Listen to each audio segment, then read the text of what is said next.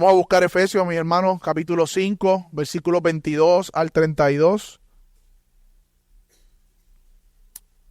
Vamos a leerlo completo. Y como he venido anunciando, ¿verdad? Vamos a estar hoy deteniéndonos un poco, una vez más, en el tema del matrimonio. Especialmente hoy hablaremos sobre los propósitos y los retos del matrimonio. Propósitos y retos en el matrimonio.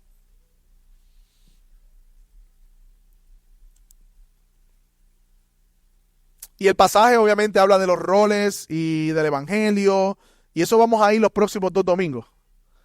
Pero permita una vez más ir otra vez hacia atrás para establecer los fundamentos para entrar entonces en los roles. Pero vamos a leer el pasaje que corresponde. Efesios 5, 22 al 33. La página 1205 de la Biblia Congregacional. Dice la palabra del Señor: las mujeres estén sometidas a sus propios maridos como al Señor.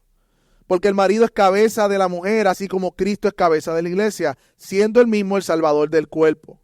Pero así como la iglesia está sujeta a Cristo, también las mujeres deben estarlo a sus maridos en todo. Maridos, amen a sus mujeres, así como Cristo amó a la iglesia y se dio a sí mismo por ella, para santificarla, habiéndola purificado por el lavamiento del agua con la palabra, a fin de presentársela a sí mismo una iglesia en toda su gloria, sin que tenga manchas, ni arrugas, ni cosas semejantes, sino que fuera santa e inmaculada. Así deben los maridos amar a sus mujeres como a sus propios cuerpos. El que ama a su mujer, a sí mismo se ama, porque nadie aborreció jamás a su propio cuerpo, sino que lo sustenta y lo cuida. Así como también Cristo a la iglesia, porque somos miembros de su cuerpo. Por esto dejará a su padre y a su madre, y se unirá a su mujer, y los dos serán una sola carne. Grande es este misterio, pero yo hablo con referencia a Cristo y a la iglesia. En todo caso, cada uno de ustedes ame también a su mujer como a sí mismo, y la mujer respete a su marido. Así que, mis hermanos, el domingo pasado vimos el origen y el diseño del matrimonio. Vimos, ¿verdad?, qué estaba sucediendo antes del primer matrimonio. Dios estaba solo con la persona eterna de la Trinidad, completo en sí mismo, no necesitaba crear, pero quiso crear.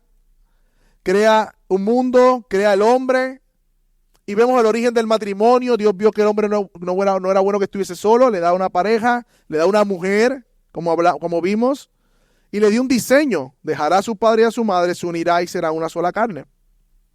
Ahora bien, la Biblia dice mucho más acerca del matrimonio, y esa es la intención de poder hoy entonces ver más en la palabra qué dice más acerca de los propósitos del matrimonio. Y cuando hablamos de propósito, hablamos del fin. ¿Para qué Dios creó esta institución matrimonial? ¿O cuál es la razón o los fines, el propósito o la intención de que Dios creara el matrimonio? Y veremos algunos de esos propósitos, y también veremos los retos en el matrimonio que todos están esperando también. Yo sé que sí. Porque de momento parecería, el domingo pasado y esta primera parte del sermón, que yo estoy en Disneylandia hablando del matrimonio. Y que todo parece color de rosa. Pero sí, hermanos, hay retos en el matrimonio que vamos a ver que se levantan a raíz de la caída y del pecado. ¿Ok? Ahora bien, en primer lugar, hoy veremos el primer propósito del matrimonio. Aquellos que toman nota, primer propósito del matrimonio, el acompañamiento. Vayan conmigo a Génesis nuevamente, tenemos que volver a Génesis, capítulo 2, versículo 12, versículo 18.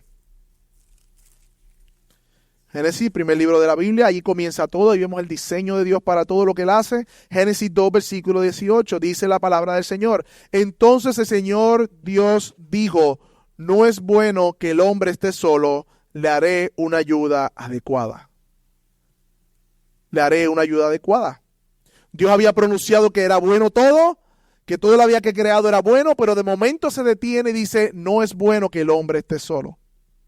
Por lo tanto, uno de los propósitos explícitos de la institución matrimonial es el acompañamiento. Es que la soledad sea removida del hombre y de la mujer.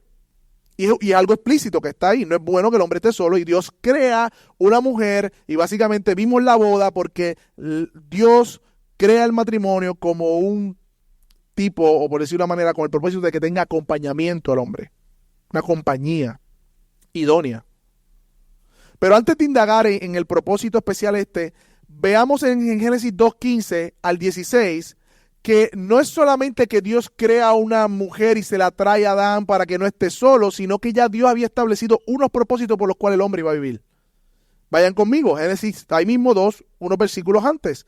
El Señor Dios tomó al hombre y lo puso en el huerto del Edén para que lo cultivara y lo cuidara, y el Señor ordenó al hombre de que de todo el árbol podría comer, pero el árbol del conocimiento del bien y mal no lo comerás, porque de él que el día que comas ciertamente morirás. O sea, antes de que Dios creara una ayuda idónea para Adán, acompañamiento, propósito del matrimonio, había ya una tarea que Adán o el hombre estaba haciendo. Cultivar y cuidar el huerto, comer y disfrutar de él y obedecer a Dios. Obedecer a Dios. O sea, Dios le hizo una ayuda adecuada para cumplir el propósito de cultivar, de cuidar, disfrutar de lo creado y servir a Dios. Esas son las razones por las cuales Dios da un acompañamiento al hombre. Y no era bueno que estuviese solo haciendo eso. Necesitaba una compañera, una ayuda idónea. O sea, la compañía es una provisión de Dios. La esposa es una provisión de Dios para el esposo y viceversa igualmente. Y todo lo que Dios hace, mis hermanos, y apunte esto, todo lo que Dios hace nace de su naturaleza divina.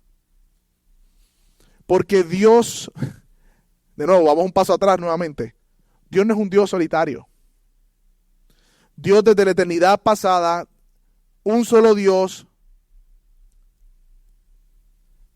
indivisible, que se manifiesta o subsiste en tres personas, Padre, Hijo y Espíritu Santo, eternamente divinos, todos Dios en comunión desde la eternidad pasada.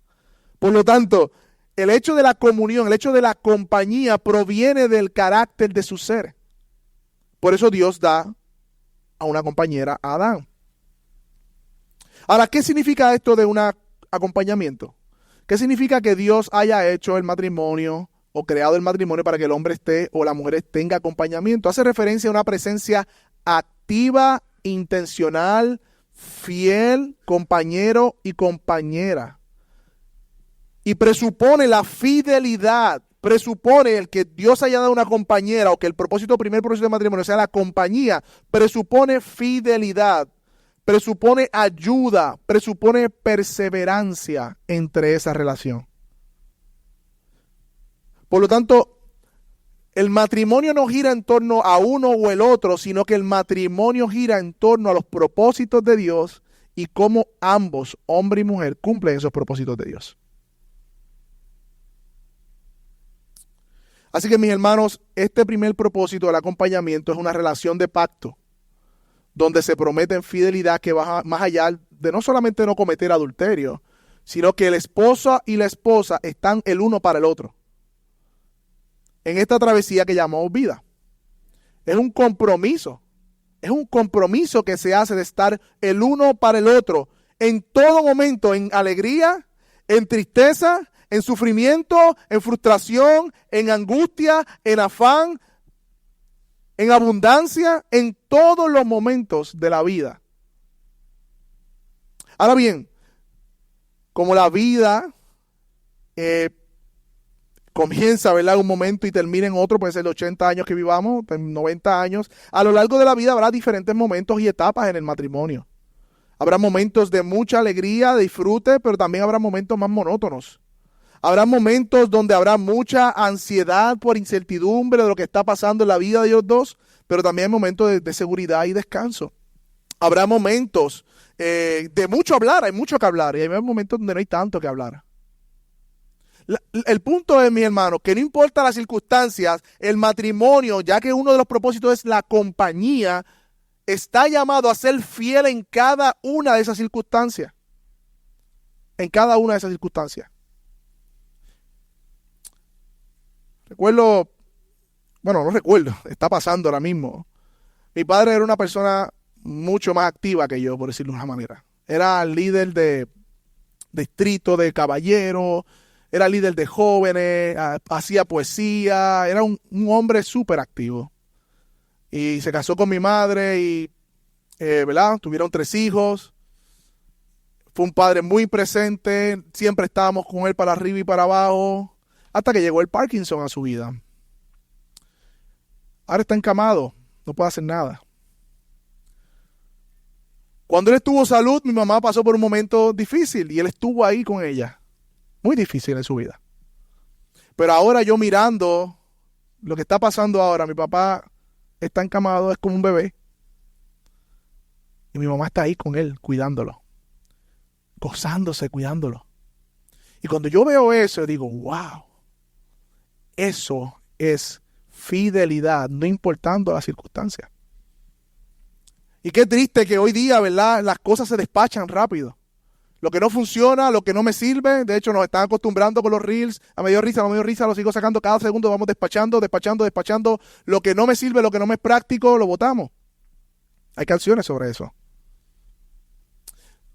Pero los valores bíblicos y los valores en el matrimonio están llamados a un acompañamiento fiel, no importando lo que esa persona me esté dando, me pueda dar en este momento de circunstancia. Es que yo he prometido acompañamiento a pesar de las circunstancias.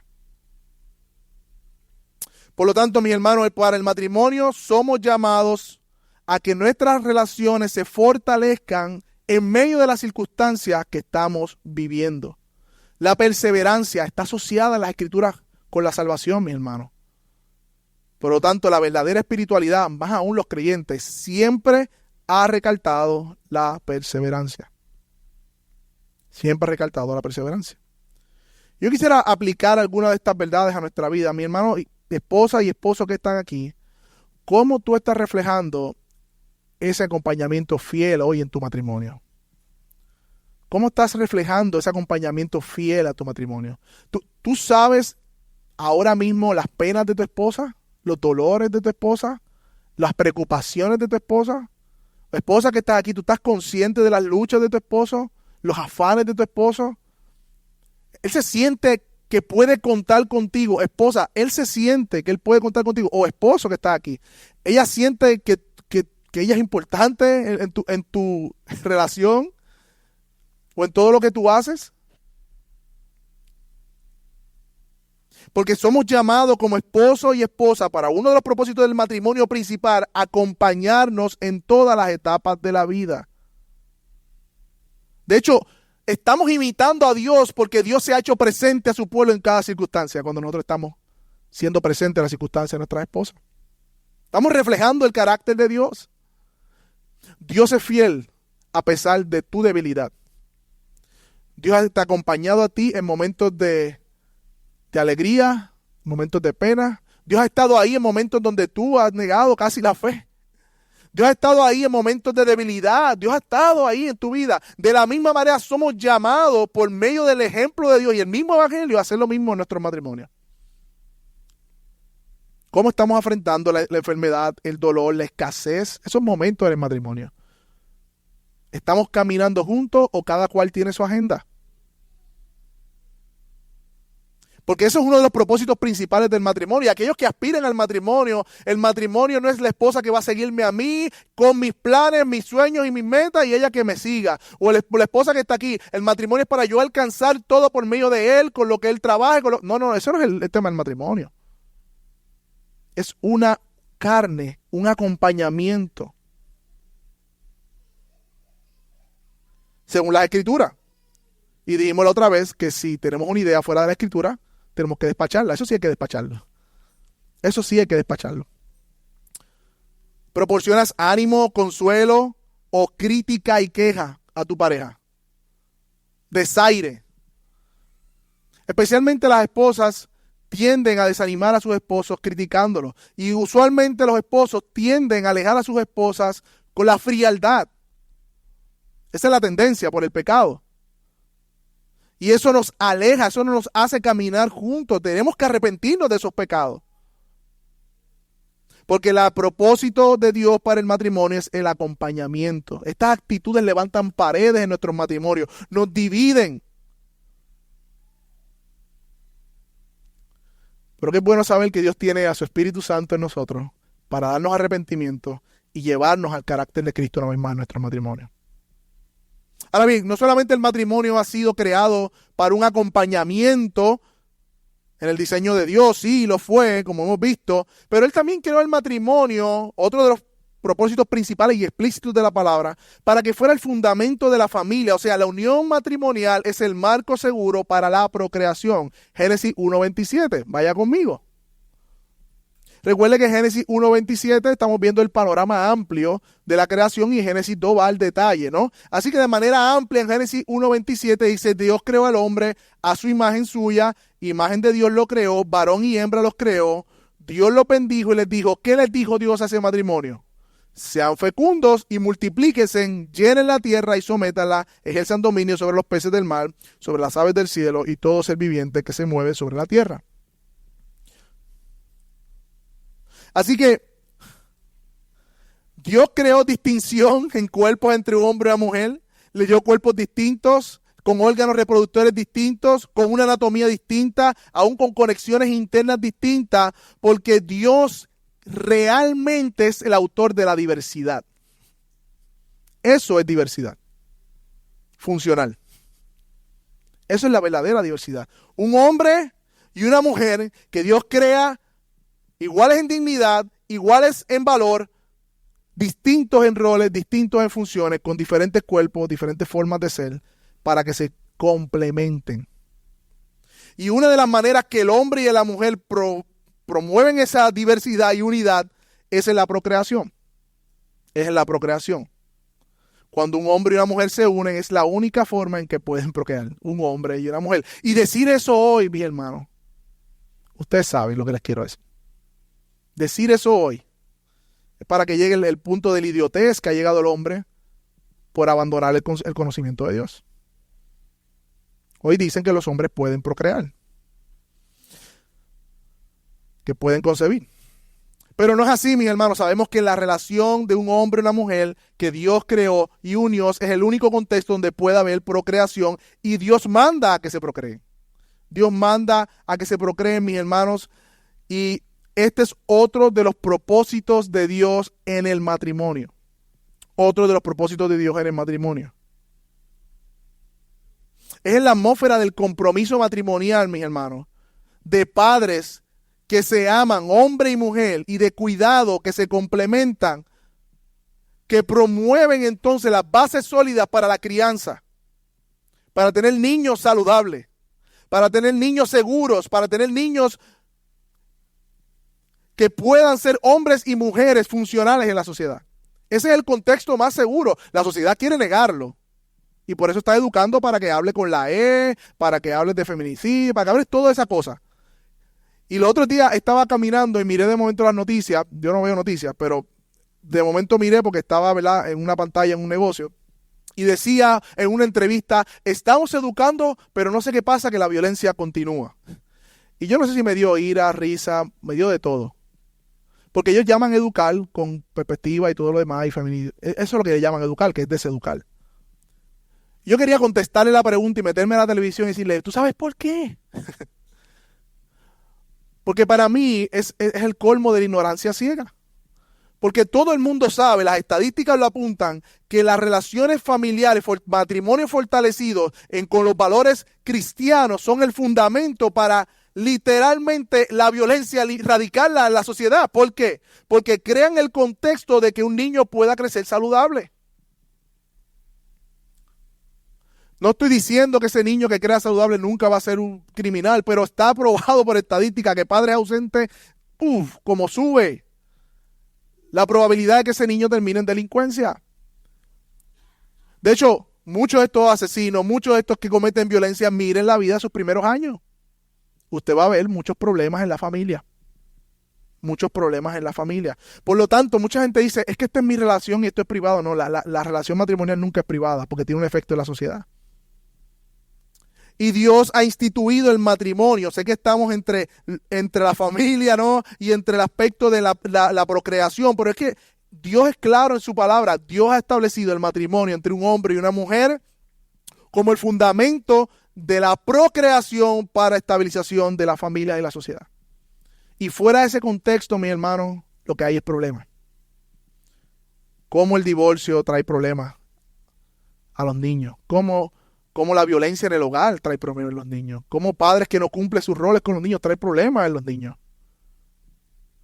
Que esos problemas se alimentan en su corazón y luego se convierten en jóvenes y hombres y mujeres que los tienen en su corazón. ¿De dónde proviene el odio para asesinar?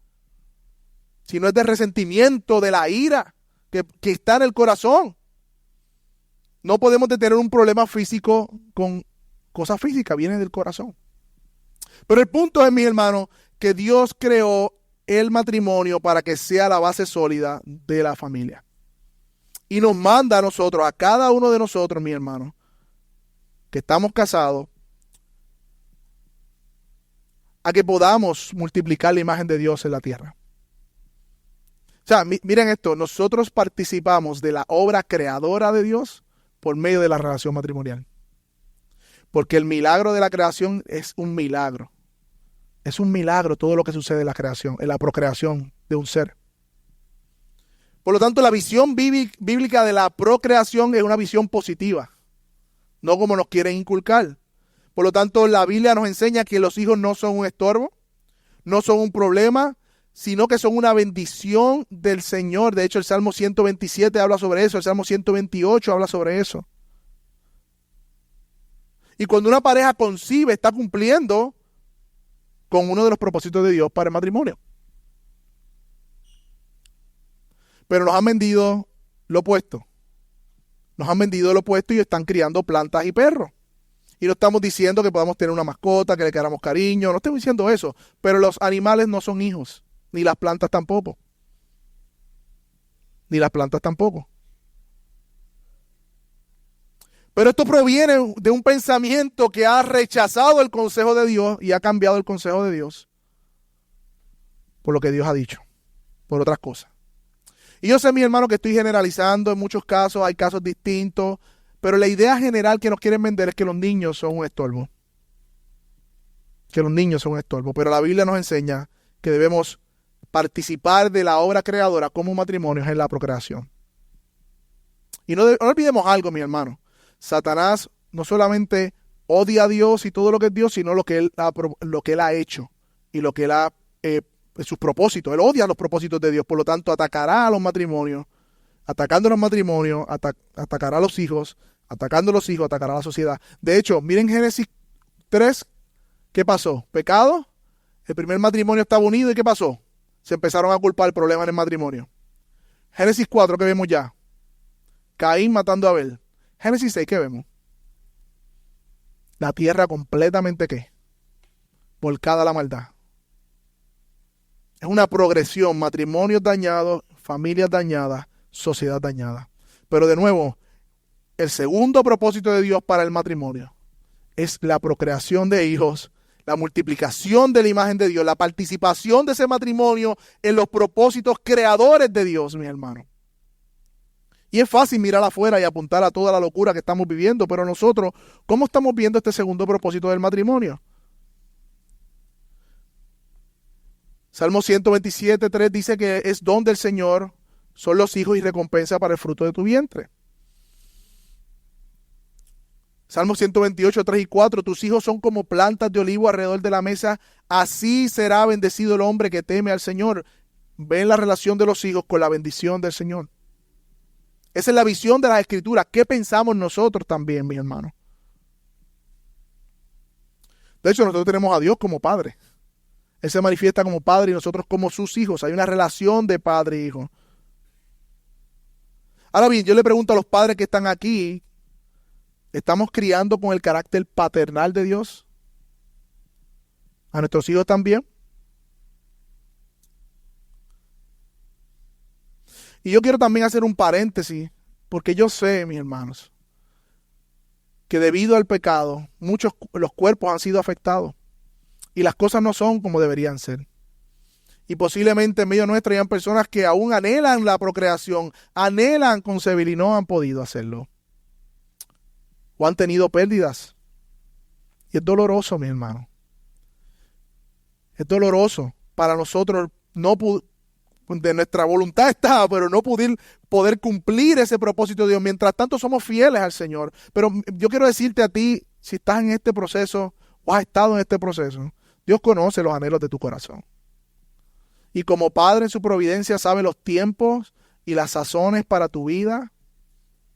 Él sabe, como un Padre fiel, lo que está pasando. Él tiene cuidado de ti. Yo te puedo decir que encuentres descanso hoy en su providencia. Porque Él sabe el deseo de agradarle a Dios en ese sentido. No sabemos cuándo es el momento o el tiempo, o si vendrá o no vendrá, pero puedes estar seguro que tu vida está completa en Cristo, que tus pecados han sido perdonados y que todo lo que tú necesitabas ya lo encuentras en Cristo. De hecho, ustedes saben que la unión de un hombre y una mujer y que produce vida es un retrato de la procreación, por decirlo de una manera, de Cristo con su iglesia. Es una imagen que apunta a cómo Cristo como esposo se une a su iglesia, son una sola carne, por decirlo de alguna manera, como dice Efesios 5, y por medio de la proclamación del Evangelio vienen hijos que nacen del Espíritu. Así que también tú puedes participar, todos nosotros podemos participar de la obra creadora o procreadora del Espíritu por medio de la predicación del Evangelio. No solamente de hijos físicos, sino también de hijos espirituales.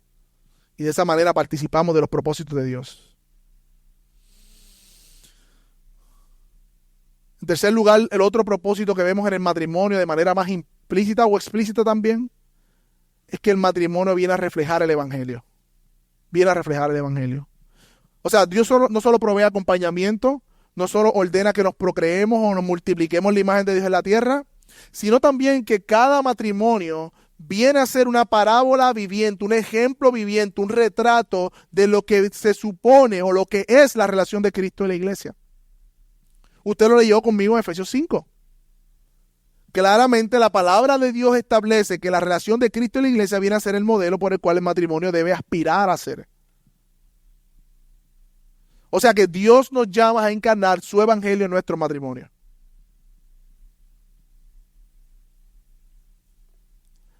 Miren esto, mi hermano.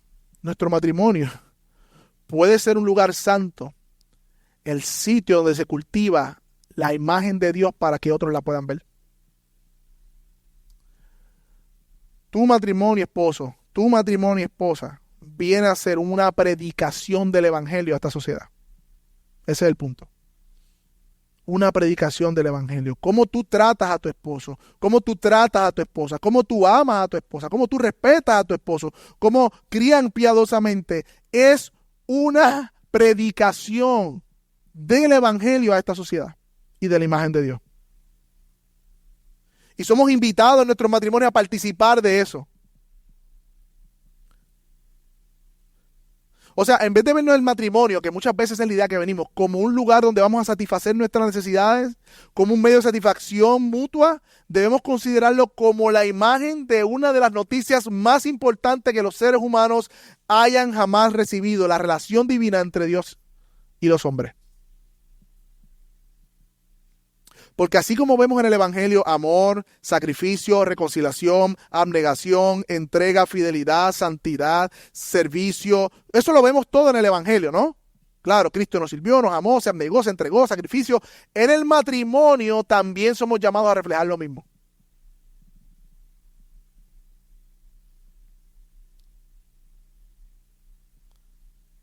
Por lo tanto, mis hermanos, el tercer propósito del matrimonio vemos en las Escrituras que es que podamos reflejar el mensaje del Evangelio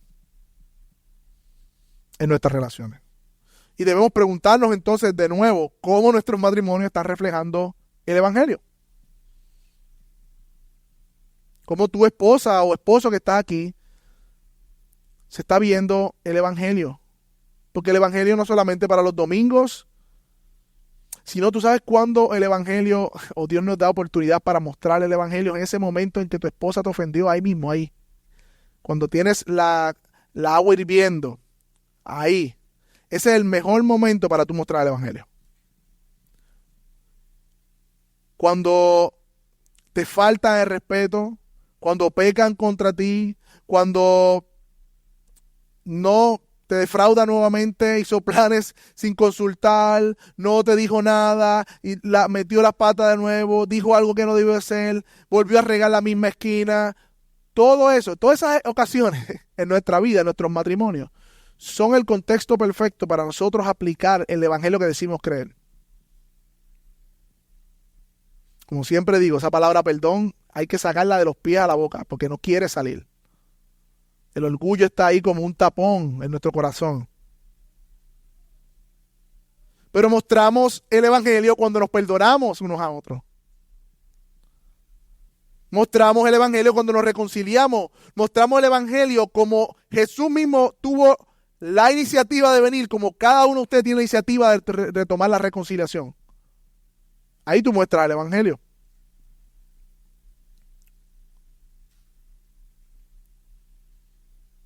Y la realidad, mis hermanos, es que somos un fracaso en muchas ocasiones. No son pocas las veces que hemos perdido la oportunidad de crecer en el evangelio en nuestros matrimonios. No son pocas las veces, son muchas las veces. Pero qué bueno que tenemos un gran Salvador que se compadece de nuestras debilidades y que en su gracia nos capacita y nos entrena una y otra vez para que podamos mostrar el evangelio en nuestros matrimonios. O sea, otra cosa que debemos hacer nosotros para aplicar esto de que nuestro matrimonio es una parábola, una imagen del evangelio, es que debemos ponernos los lentes de Dios. O sea, si estás casado o si estás casada solamente para tu felicidad, cuando esa felicidad se disminuye por cualquier razón, ¿sabes lo que pasa, mi hermano? Cualquier chispa en tu matrimonio va a quemar el bosque. Pero si tu objetivo es demostrar y proclamar y modelar el ministerio del evangelio divino, entonces tu matrimonio va a estar a prueba de fuego. Si tú cambias ese chip, entonces tu matrimonio va a ser a prueba de fuego.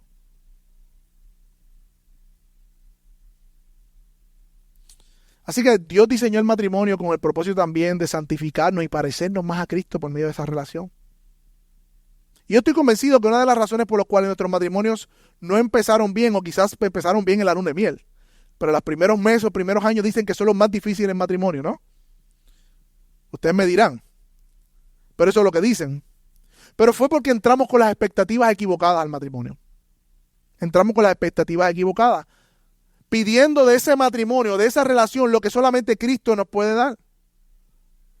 Pero muy poco también entendimos que el lugar del matrimonio es donde se prueba nuestro verdadero cristianismo. O sea, Dios une a dos pecadores orgullosos, egocéntricos, que aún no lo saben y lo van a saber cuán egocéntricos son en la relación, para que se amen, se perdonen y se sirvan. Qué gran idea de Dios. Dios sí sabe cómo santificarnos. Y por eso vemos en último lugar los retos del matrimonio, porque en los matrimonios sí hay retos, no por el diseño de Dios, no por los propósitos de Dios, sino por el pecado que habita en nosotros. Por lo tanto, veamos en último lugar los retos en el matrimonio. Yo estoy consciente que hay retos, mis hermanos. Porque entre Edén, Génesis 2, Génesis 1 y Apocalipsis 21, hay toda una Biblia que leer. La Biblia termina como comienza. En el paraíso, con Dios, en la presencia de Dios, sin pecado, sin muerte, sin dolor. Pero entre medio estamos tú y yo aquí. Y la realidad es que después de Génesis 3 las cosas no son como deberían ser. Porque en Génesis 3, uno de los capítulos más importantes de la Biblia, vemos cómo el pecado entró en el mundo. Hablamos de esto esta mañana. Y afectó la creación, afectó la imagen de Dios en nosotros. De hecho, Pablo, hablando de este pasaje, dice en Romanos 5:12 que el pecado entró al mundo por un hombre y por el pecado de la muerte, y la muerte pasó a todos los hombres por cuanto todos pecaron. Por lo tanto, después de la caída de Adán y Eva, todos los hombres que hemos nacido en pecado. Tú y yo hemos nacido en pecado. No, el problema no es tu esposa, el problema es tu pecado.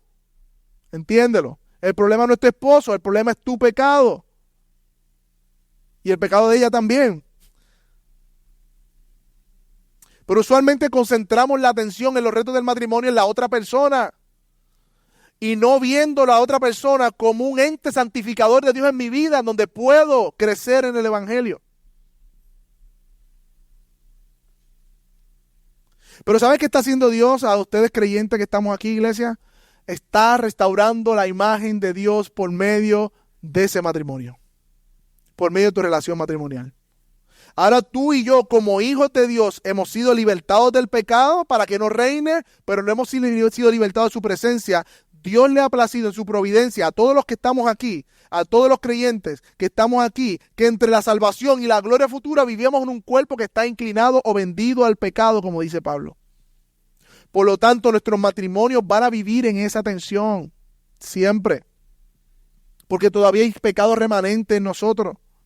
Todavía batallamos en la carne, todavía no hemos sido librados completamente de la influencia del pecado por nuestra condición caída, a pesar de que ya no reina en nosotros. Por eso hay retos en el matrimonio. De hecho, yo leía sobre esto y decía, recordemos algo. El primer matrimonio fue el contexto de la entrada del pecado al mundo. El primer matrimonio. Así fue en Edén y así en nosotros igual. Así que sí, mi hermano, nuestros matrimonios no están libres de pecado. Y yo sé que usted está consciente de eso. De hecho, usted ve el relato de Génesis y tan pronto el pecado entra, ¿qué pasó con esa relación matrimonial? Comenzaron a buscar culpables, se avergonzaron y se escondieron. Génesis 2, unión, una sola carne, propósitos de Dios ahí. Génesis 3, culpa, vergüenza y ocultarnos.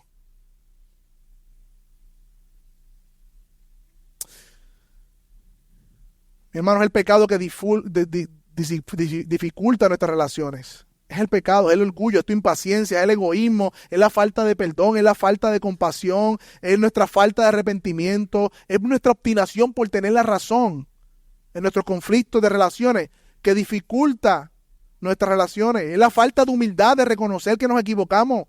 ¿Han visto memes que dicen cuando una mujer por fin reconoce que se equivocó? ¡Wow! Ustedes lo han visto, ¿verdad?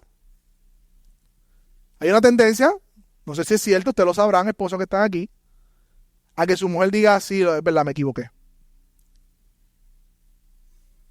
Es un momento glorioso. Grandes victorias. Nosotros agarrados la embarramos y decimos, verdad, perdón. Pero que ellas reconozcan eso, no sé por qué, ¿verdad? Es más difícil. Y se ríen porque saben que es verdad.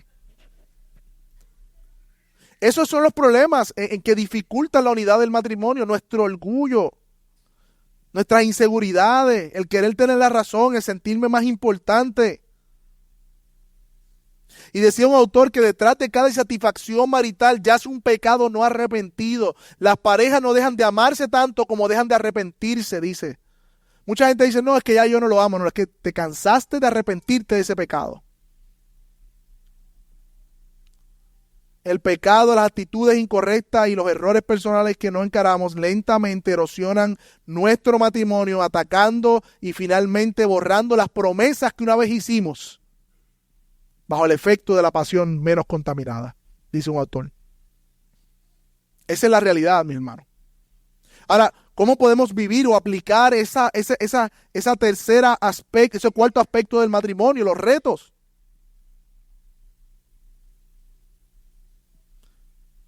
Bueno, reconocer, mi hermano, que el matrimonio viene a ser como un espejo. Como un espejo que me hace ver mi pecado. No el de mi pareja, el mío. Y lo que debemos hacer es usar la revelación de nuestro pecado como un medio para crecer en la virtud fundamental cristiana de la humildad que nos conducta a la confesión y al renunciamiento, dice un autor. O sea, en vez de ver tus problemas matrimoniales como un problema de ella o de él, velo como un espejo de donde tú ves tu pecado y eso lo tomas para entonces crecer en la virtud de la humildad, confesar y renunciar a ese pecado. O sea, debemos adoptar una actitud positiva ante el pecado, aunque el momento no lo sintamos, el momento estamos calientes, por decir una manera.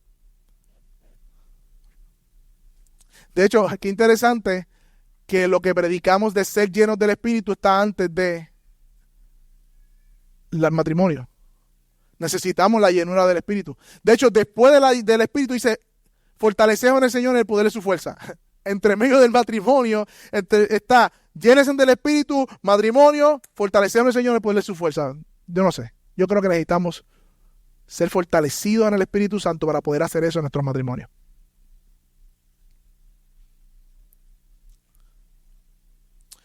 Por ejemplo, y hemos hablado del principio santificador. Usted, esposa, tiende a desanimar pecaminosamente constantemente a su esposo con crítica y quejas a su esposo, pues entonces lo que debe hacer es arrepentirse de ese pecado y practicar lo contrario. Eso es lo que debe hacer. No solamente reconocemos el pecado, no solamente abandonamos el pecado, sino que hacemos lo contrario. Eso es verdadera santificación. En vez de criticar, anímalo. En vez de ver lo negativo, ve lo positivo. En vez de desairarlo, dale aliento. Y si usted, esposo, tiende a tratar con rudeza a su esposa, arrepiéntase de ese pecado, porque usted está llamado a tratarla como vaso más frágil, no es que es, como vaso más frágil, como coherederas de la gracia, creyente o no creyente, está llamado a hacer eso. Y trátalo con docilidad, con extra amabilidad y con cariño. Bueno, pueden salir de esta serie y preguntarse hoy en la noche, mi amor, ¿en qué área yo necesito crecer? Sinceramente. ¿Qué área tengo que arrepentirme? ¿Cómo te estoy tratando mal? ¿Podemos hacer eso? Y vaya con la disposición de no decir, no, lo que pasa es que tú. No, ese no es el punto. Porque tú vas a coger este sermón y vas a coger el espejo de la palabra y decir, ese es mi pecado. Ese es mi pecado. Así bregamos con los retos en el matrimonio. Pero hay un gran reto, dice también un autor. Somos tentados a resentirnos con nuestros cónyuges cuando revelan o apuntan a nuestro pecado. Lo que hacemos es que nos resentimos con ellos o con ella. Pero como matrimonio debemos concedernos mutuamente la libertad y la aceptación de lidiar con nuestras debilidades, de manera que podamos usar nuestra relación como ayuda, como un espejo espiritual, dice él, penetrante, diseñado para nuestra santificación. Así lidiamos piadosamente con los retos en el matrimonio. No puede ser que llevemos 3 años peleando por lo mismo, mi hermano. Y si llevamos 3 años peleando por lo mismo, alguien no se ha arrepentido de su pecado. Van a haber otras formas y maneras que se va a manifestar y vamos a pelear por otras cosas, pero por lo mismo. Entonces no ha habido una sinceridad, una confesión, un arrepentimiento, una santificación en esa área de mi matrimonio. Estas son las formas en que nosotros lidiamos con el matrimonio. Y no quiero decir, ok, tendemos a cojear de lo mismo, por decirlo de una manera. Yo siempre tiendo a una debilidad que mi esposa identifica. Ella siempre tiende a una debilidad que yo identifico. No estoy diciendo eso.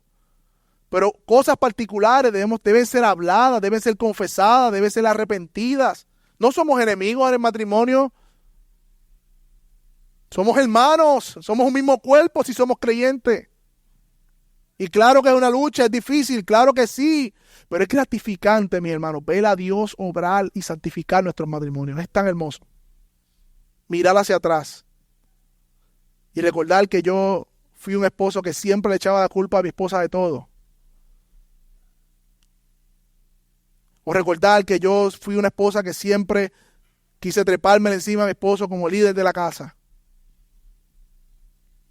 Y mirar hacia atrás y decir, wow, el Señor me ha santificado. Qué hermoso. Qué hermoso. Y miren esto, porque los matrimonios no se dan en el desierto. Se dan en una familia, se dan en una iglesia. Tu matrimonio va a afectar la familia. Tu matrimonio va a afectar la iglesia, tu matrimonio va a afectar la sociedad. No es un secreto nuestro matrimonio. Pero Dios también ha provisto la iglesia como un bálsamo restaurador. Dios ha provisto hermanos y hermanas, y como hablamos hoy de las características saludables de una iglesia, la comunidad de fe, para que no camines solo en tu matrimonio si tienes problemas. Pero ¿qué haces en vez de abrir tu corazón, hermanos, que puedas abrir tu corazón en confianza y trabajar con los pecados en tu matrimonio? Te callas la boca, te escondes mientras tu matrimonio se está destruyendo. Eso es lo que quiere el diablo.